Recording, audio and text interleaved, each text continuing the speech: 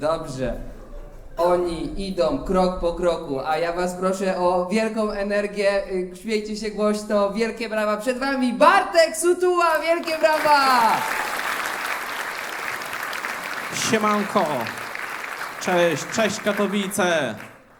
Ja wiem, patrzycie na mnie i myślicie sobie, wow, jak można mieć takie ciało? A bo wiecie, na siłownię zacząłem chodzić. Już byłem 3 razy w tym roku. Nie mogłem częściej, bo za każdym razem coś mi wypadało. Za pierwszym razem bark.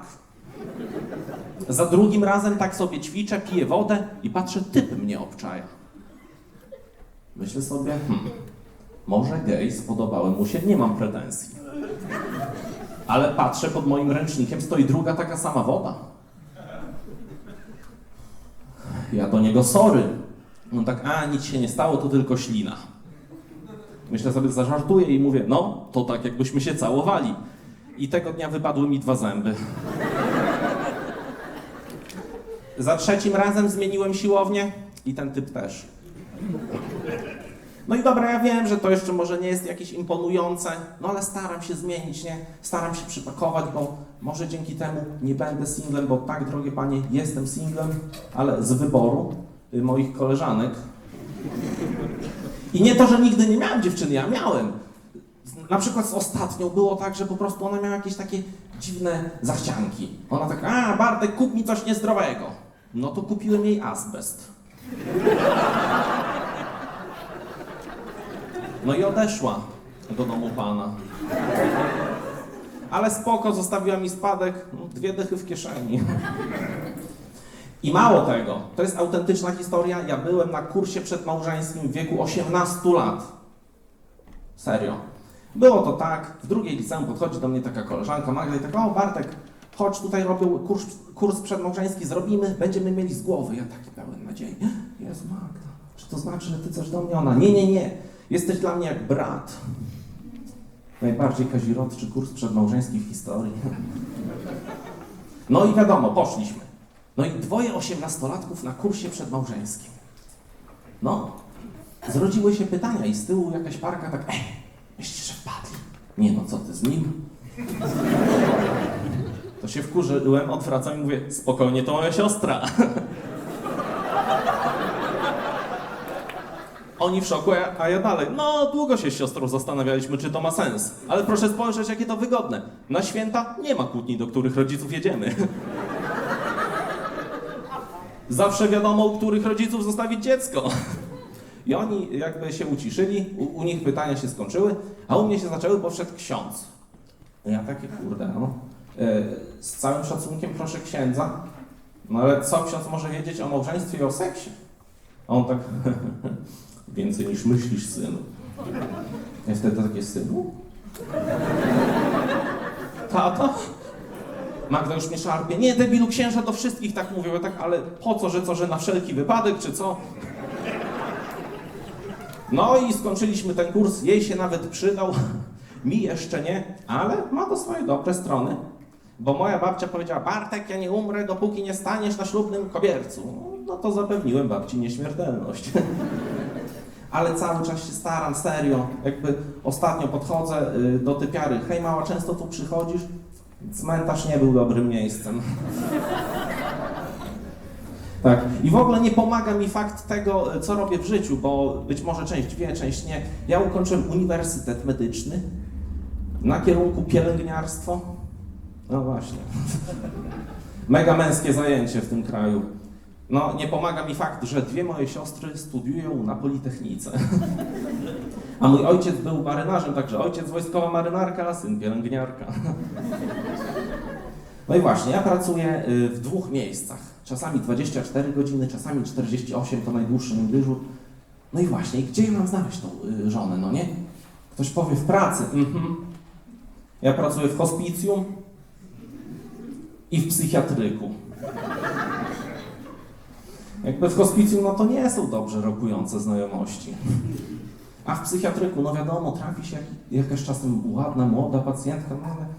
No plus jest tego taki, że ja nie muszę tego jakby weryfikować na randkach. Ja czytam historię choroby i wiem. Ktoś powie, a koleżanki? W Polsce? Większość jest już na emeryturze. Co najwyżej na spadek mógłbym liczyć. Są też młode, fajne, ale one zazwyczaj zajęte. Poza tym, ta była, o której mówiłem, ona była pielęgniarką. My się poznaliśmy na studiach i ona była pierdolnięta, naprawdę. Ona lubiła eksperymentować w łóżku i tu niektórzy pewnie, super, no nie. Ona kiedyś do mnie, Bartek, chodź, założę ci cewnik. Ja takie, pojebało cię, nie ma mowy. No jak to kobieta ma swoje triki, żeby przekonać tak Bartek. Jak dzisiaj pozwolisz założyć sobie cewnik, to jutro pobawimy się od tyłu. No i następnego dnia miałem lewatywę. No także pielęgniarki odpadają i szczerze, no w moim przypadku zostają tylko prostytutki. Są jakieś, zróbcie hałas. Zaskakująco dużo. Nie no, ale żeby nie było, no nigdy celowo, zawsze przypadkiem przez autokorektę. Mam takiego znajomego księdza, Mirek się nazywa. No i kiedyś ktoś mi pomógł, to chciałem mu podziękować, piszę do niego dzięki. Autokorekta zamieniła na dziwki. Na co spoko kiedy. Ja takie, Mirek, ja nie wiem czy wypada, jesteś księdzem. On tak, nie ma sprawy, ja stawiam. Nie, ale tak całkiem serio, to też nie jest to dobry pomysł, bo po takim 24-godzinnym dyżurze, czy dłuższym, jakbym poszedł do takiej prostytutki, zobaczył łóżko, to bym się po prostu zdrzemnął. Tak jak ostatnio. Obudziłem się dopiero, gdy zaczęła przyjmować następnego klienta. I w sumie spałbym dalej, ale on się tak nachylił i powiedział, w sumie nigdy nie robiłem tego na śpiocha. Więc się szybko zerwałem z łóżka i wróciłem, bo to była wizyta domowa u mnie w domu. No i dałem dokończyć temu typowi nawet, no nie? Zresztą do dzisiaj utrzymujemy kontakt. Właśnie tak poznałem Mirka. No i dobra, i ona przychodzi do mnie i mówi, że trzeba się rozliczyć. Ja mówię, a no trzeba, przyjęłaś u mnie w domu na moim łóżku. Ja żądam części utargu. I ona mówi, że zniżki mi może dać. Ja mówię, wydupię na twoje zniżki, znowu zasnę, znowu kogoś przyjmiesz. No i tak się kłócimy i do domu wchodzi moja mama. A tak spojrzała na nas i tak powiedziała tylko, zawsze miałeś burdel w pokoju. No jakby kiedyś zabrałem właśnie koleżankę na stand-up, taką, która mi się podoba. Ona siedziała w pierwszym rzędzie, to widziałem, że było spoko do tego momentu, nie? Do tego segmentu po prostu.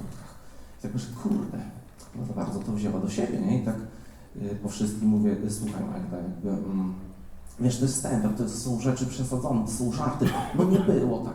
Nie, zasnąłem. Tak, ja tu coś pieprzę o prostytutkach, a pewnie chcecie posłuchać o mojej pracy. Chcecie? I tak bym powiedział, więc jakby, więc dobrze chcecie. Jakby zacznę od hospicjum, świetne miejsce, polecam. Jeszcze nikt nie wrócił ze skargą. No a w psychiatryku, o Jezu, mój pierwszy dzień, ja go nigdy nie zapomnę. Byłem taki zestresowany. No i tak oddział mówi, chodź Bartek, oprowadzę cię. No i tak idziemy i słychać takie ja takie, aha, zajebiście. No i im dalej, tym głośniejsze. W końcu ona mówi, chodźcie wszyscy, muszę wam kogoś przedstawić. I przebiegałem. To jest Bartek, nasz nowy pracownik, hurra! A to dopiero był personel. Jak ja to zobaczyłem, to zacząłem się modlić, wiecie? I spotkałem Matkę Boską. Nawet dwie. I przy trzeciej zacząłem coś podejrzewać. No i tak pytam. Przepraszam bardzo, Matka Boska Częstochowska. A ona tak. Ja takie, gówno, prawda, już taką mamy, wypierdalaj. I ją wypuściłem. I nie wiem, czy wiecie, jakie to uczucie chodzić po terenie szpitala psychiatrycznego i pytać, czy widziałeś Matkę Boską. Co druga odpowiedź była tak. Jakby właśnie psychiatryk to jest niebezpieczna praca, naprawdę. Ja miałem taką sytuację, ja nie jestem zbyt wysoki, no nie? I na mnie biegł taki gdzieś 2-metrowy typ i tak już wziął rozpęd i chciał mi sprzedać kopa. W tym czasie czas mi zwolnił, więc miałem trochę tego czasu na reakcję, więc się popłakałem. On wtedy tak ochłonął, tak kucnął nade mną, tak pogłaskał, przytulił, dał buzi w czółko, powiedział, nie płacz, jak coś, to dam ci zajebiste leki.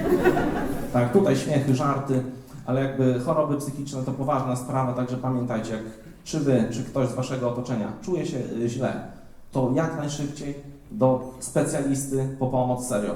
Jak najszybciej, bo jak będzie już za późno, to traficie do mnie, a tego byście nie chcieli. Wielkie dzięki.